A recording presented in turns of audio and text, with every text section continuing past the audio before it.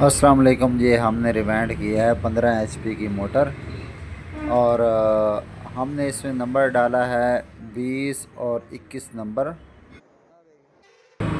20 और 22 नंबर। और टर्ने हमने किए हैं 120-20 और तीन अंदर क्वाइट डाले हैं, तीन बार सेट, तीन अंदर तीन बार सेट डाले हैं। 36 सलाट की मोटर है और हम आपको चला के भी चेक कराएंगे, इसके एम्पेयर भी चेक कराएंगे। और टू पैलर इसके कनेक्शन किए हमने और डेल्टा कनेक्शन किए हैं। डेल्टा 3 तारों पे से चलाया हमने और ये हमने रिवाइंड भी कर ली माशाल्लाह। ये चला के चेक करवा रहे हैं आपको माशाल्लाह। पानी भी बेहतरीन है और 14-15 एम्पेयर इसने लिए हैं।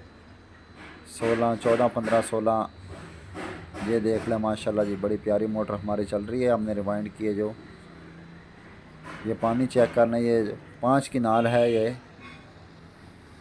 लाइक करें, सब्सक्राइब करें।